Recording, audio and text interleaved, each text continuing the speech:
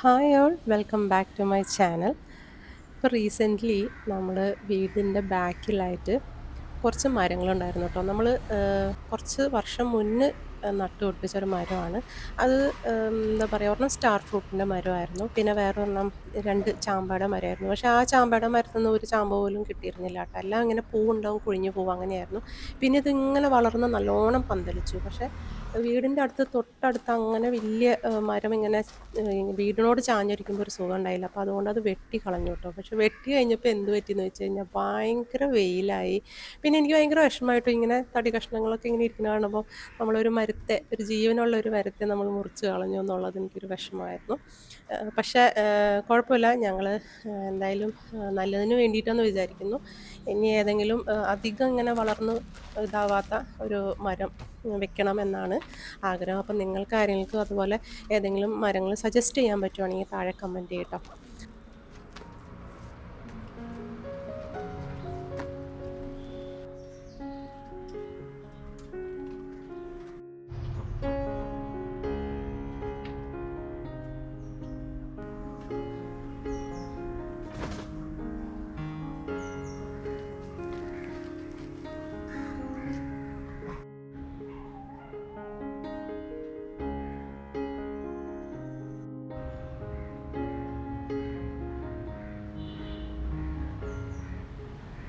അപ്പോൾ ദാ ആ രണ്ട് മുറിയിലാണ് ഭയങ്കരമായിട്ട് വൈകുന്നേരം ഒരു മണിക്ക് ശേഷം വെയിൽ നന്നായി അടിക്കുന്ന ഈ ഒരു ഭാഗം.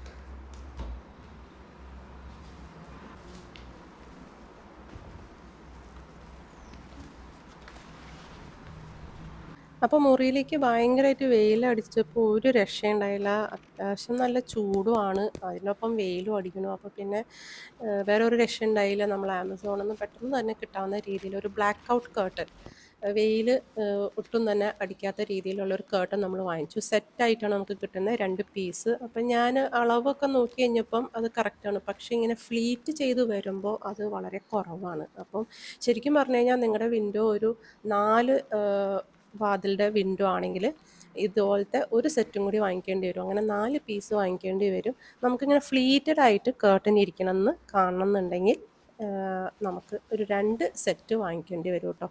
ഇതിൻ്റെ നീളമൊക്കെ കറക്റ്റായിരുന്നു.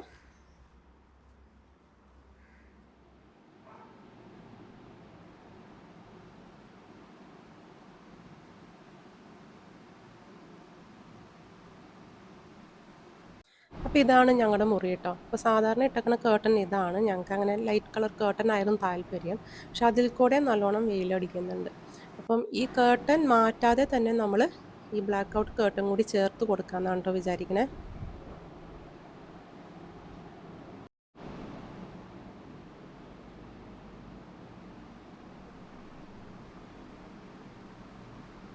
അപ്പം നമ്മുടെ കയ്യിൽ ഇരിക്കുന്ന ഓൾറെഡി ഈ കേർട്ടൻ ഇത് ഫ്ലീറ്റഡ് ആണ്. പിന്നെ ഇങ്ങനെ കമ്പി കൂടെ കയറ്റണ ടൈപ്പ് അല്ല, നമുക്കിങ്ങനെ ഫ്ലീറ്റ് ആയിട്ട് വെക്കാവുന്ന ഹുക്കിൻ്റെ ഒരു ടൈപ്പ് കേർട്ടനാണ്. അപ്പം ഈ ഒരു സംഭവം എങ്ങനെ അഴിക്കണമെന്ന് ഒരു പിടുത്തം ഉണ്ടായില്ല. പിന്നെ എങ്ങനെയൊക്കെയോ ഞാനത് നോക്കിയിട്ട് മനസ്സിലായി, അവിടെ ഒരു ചെറിയൊരു സ്ക്രൂ, ഒരു ഹോൾഡർ പോലെ വെച്ചിട്ടുണ്ട്. അത് നമുക്ക് ഊരിയാൽ ഈ റോഡ് നമുക്ക് മാറ്റാൻ പറ്റും.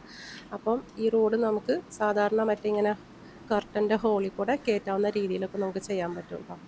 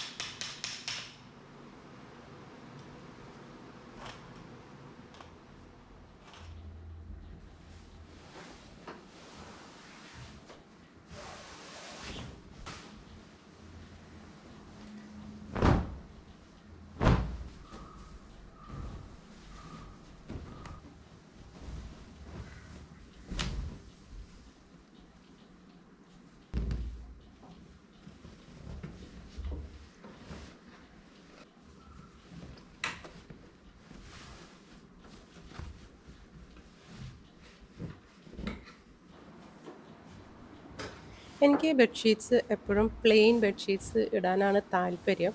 പക്ഷേ എൻ്റെ ഹസ്ബൻഡിനാണെങ്കിൽ അത്യാവശ്യം നല്ല പ്രിൻ്റൊക്കെ ഉള്ളൊരു ബെഡ്ഷീറ്റാണ് ഇഷ്ടം. അപ്പം അങ്ങടും ഇങ്ങടും ബാലൻസ് ചെയ്യും. ഒരു ദിവസം ചിലപ്പോൾ പ്രിൻ്റഡ് ഇടും. അത് കുറച്ച് നാൾ കഴിയുമ്പോൾ പിന്നെ എനിക്ക് മതിയാവും. അപ്പം ഞാൻ നേരെ പ്ലെയിൻ സെൽഫ് പ്രിൻ്റ് ആയാലും അതിനാണ് ഒരു കുറച്ചും കൂടി ഏഹ്, നല്ലതായിട്ട് തോന്നാം. നമ്മുടെ റൂമിന് ഇച്ചിരി കൂടി ഭംഗിയായിട്ട് തോന്നണത് പ്ലെയിൻ ബെഡ്ഷീറ്റ്സ് പില്ലോ കവേഴ്സൊക്കെ യൂസ് ചെയ്യുമ്പോഴാണ്.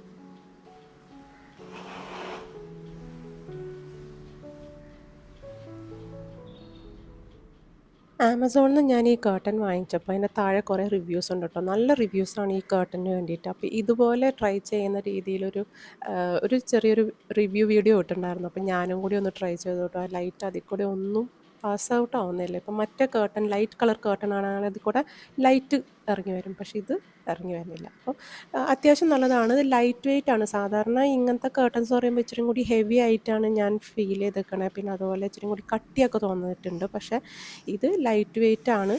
പിന്നെ അത്രയും ഹെവി അല്ല. അഫോർഡബിൾ ആയിട്ടൊരു കർട്ടൻ വേണമെന്നുണ്ടെങ്കിൽ ഇത് നല്ലതാണ്. തൽക്കാലത്തേക്ക് കാര്യങ്ങളൊക്കെ നടക്കുന്നുണ്ട്.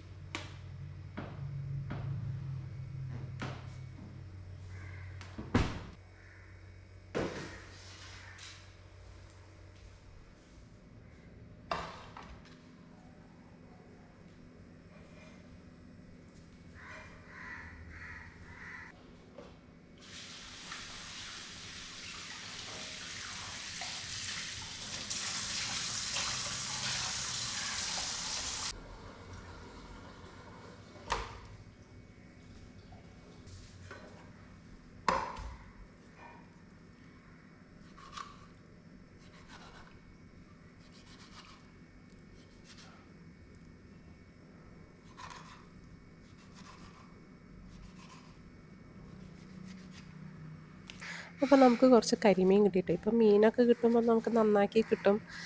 അപ്പോൾ നമുക്കിനി വേറെ പ്രത്യേകിച്ച് പണിയില്ല. കുറച്ചും കൂടി നന്നായി ക്ലീൻ ആക്കുക. അതുപോലെ ഇതുപോലെ വരയൊക്കെ ഒന്ന് വെച്ച് കൊടുക്കുക. അപ്പോൾ നമ്മളിന്ന് കരിമീൻ ഫ്രൈ ചെയ്യാൻ പോകണ്ട. എനിക്ക് ഭയങ്കര ഇഷ്ടമാണ് കരിമീൻ, നെയ്മീൻ, ചെമ്മീൻ, ഞണ്ട്, പിന്നെന്തുവാ സ്ക്വിഡ്, അങ്ങനെയൊക്കെ ഭയങ്കര ഇഷ്ടമാണ്. അപ്പോൾ നമുക്ക് ഇന്നത്തെ ഈ ഒരു മിക്സ്ചർ നമുക്ക് നോക്കാം. ഒരു ഇതുപോലെ 4 കരിമീനിന് ഒരു അര ടീസ്പൂൺ മഞ്ഞൾപ്പൊടി, അതുപോലെ എരിവിനനുസരിച്ച് ഒരു 1.5 ടീസ്പൂൺ സാദാ മുളക് പൊടി, പിന്നെ കാശ്മീരി മുളക് പൊടി ഇടാം. കുറച്ചൊരു എന്താ പറയുക, കൊഴുപ്പിന് കിട്ടാനായിട്ട് അതൊരു 3 ടീസ്പൂൺ ഇടാം. കുറച്ച് ഒരു അര കുരുമുളക്, പിന്നെ ഞാനൊരു അര ടീസ്പൂൺ ഇതുപോലെ ഫിഷ് മസാലയും ചേർക്കുന്നുണ്ട് കേട്ടോ. അത് ഓപ്ഷണലാണ്, വേണമെങ്കിൽ ചേർത്താൽ മതി. പിന്നെ ഒരു ടീസ്പൂൺ ജിഞ്ചർ ഗാർലിക് പേസ്റ്റ് ഞാൻ ഓൾറെഡി ഷെയർ ചെയ്തിട്ടുണ്ട്. ഏകദേശം 2 മാസം കൂടുതൽ നിൽക്കാവുന്ന രീതിയിൽ ഫ്രിഡ്ജിൽ ഒരു കേടുകൂടാതെ നിൽക്കാവുന്ന രീതിയിലുള്ള ഒരു ജിഞ്ചർ ഗാർലിക് പേസ്റ്റ്. പിന്നെ നമുക്ക് ആവശ്യത്തിന് ഉപ്പും, പിന്നെ ഒരു നാരങ്ങ പിഴിയും.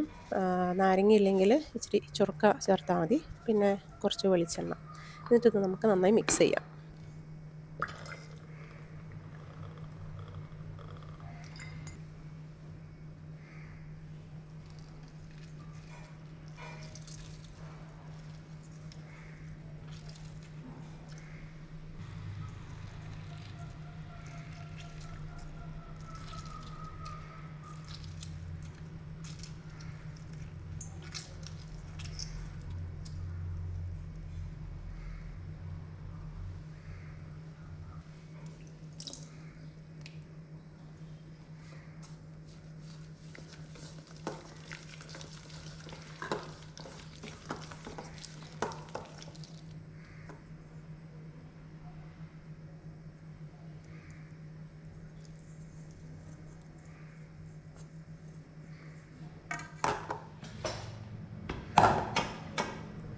അപ്പോൾ ഇത് നമ്മുടെ മീനിൽ നന്നായി പുരട്ടി കൊടുക്കുക കേട്ടോ. പുരട്ടിയൊക്കെ കൊടുത്തിട്ട് നമ്മൾ ഏകദേശം 1 മണിക്കൂറെങ്കിലും നമ്മൾ ഫ്രിഡ്ജിനകത്ത് വെക്കണം.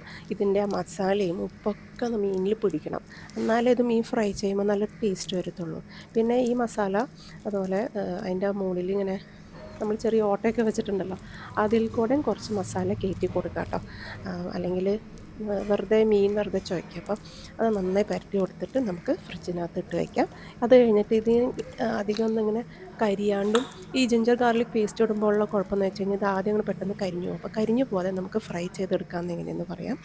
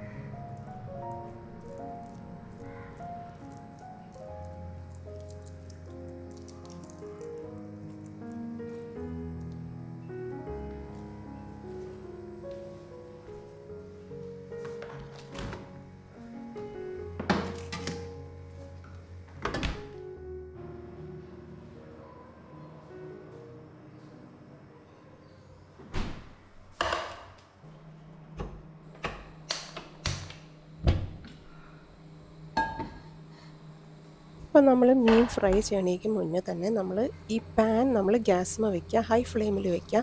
അതുപോലെ പാൻ നന്നായി ചൂടാവണം കേട്ടോ. നന്നായി ചൂടായതിന് ശേഷം മാത്രമേ എണ്ണ ഒഴിക്കേണ്ട കാര്യമുള്ളൂ. എണ്ണ ഒഴിച്ചതിന് ശേഷം ആ എണ്ണയും നന്നായി ചൂടാവണം. എന്നിട്ട് നമുക്ക് ലോ ടു മീഡിയം ഫ്ലെയിമിൽ വെച്ചിട്ട് വേണം നമ്മൾ ഫിഷ് ഫ്രൈ ചെയ്തെടുക്കാൻ. അപ്പോൾ ഫിഷിൻ്റെ ആ മസാല ഒന്നും അടി പിടിക്കത്തില്ല. ഫിഷ് നന്നായി കുക്കാവുകയും ചെയ്യും. ഫിഷിൻ്റെ മുകൾ ഭാഗം നല്ല ക്രിസ്പി ആയിട്ട് നമുക്ക് ഫ്രൈ ചെയ്ത് കിട്ടും.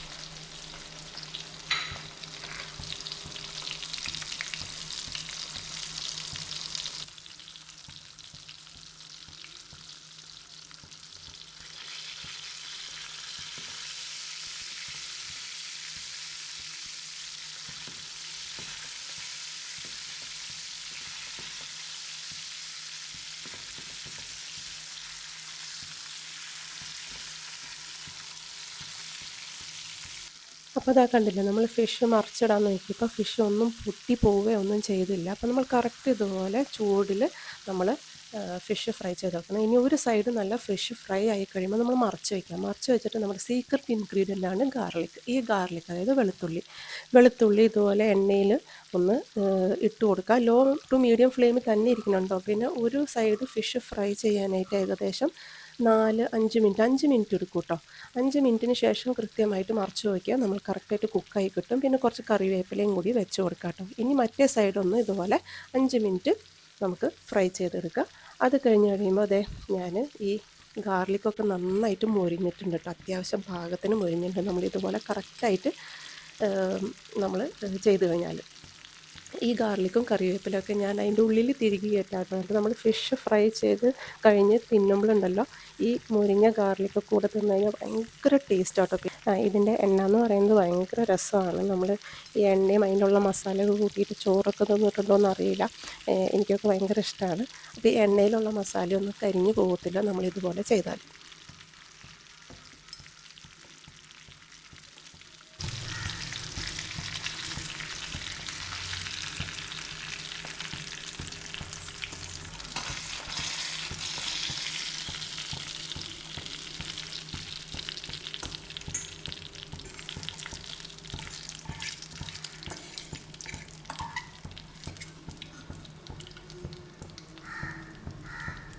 അതുപോലെ ഫ്രൈ ചെയ്ത് ഇങ്ങനെ നമ്മൾ ഏകദേശം എടുക്കാറാകുമ്പോഴുണ്ടല്ലോ ഈ എണ്ണയൊക്കെ ഒന്ന് അതിൻ്റെ ആ ഓട്ടക്കൂടൊക്കെ കയറാവുന്ന രീതിയിലൊന്ന് ജസ്റ്റ് ഒന്ന് ഷേക്കാക്കി കൊടുക്കാം. അപ്പോൾ അതിൻ്റെ ഉള്ളിലും അതുപോലെ കുക്കായി കിട്ടുകയും ചെയ്യും.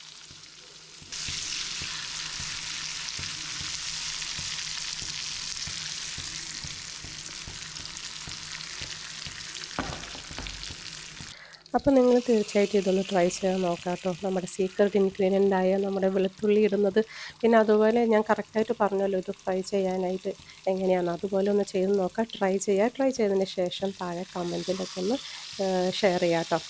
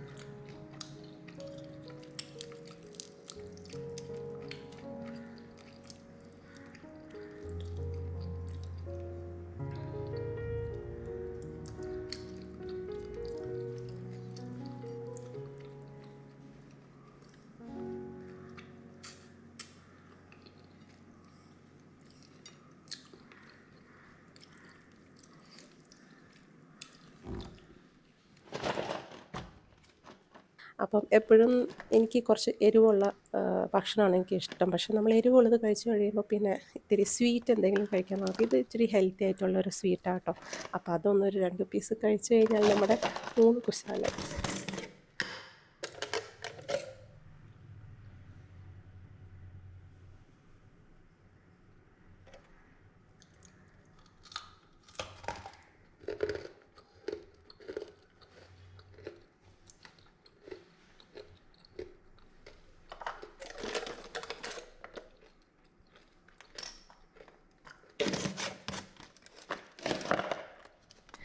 അപ്പോൾ അത്രയേ ഉള്ളൂ ഇന്നത്തെ വീഡിയോ. ഈ വീഡിയോ നിങ്ങൾക്ക് ഇഷ്ടപ്പെട്ടെന്ന് വരുന്നു. ഇഷ്ടപ്പെട്ടെങ്കിൽ ലൈക്ക്, ഷെയർ ആൻഡ് സബ്സ്ക്രൈബ്.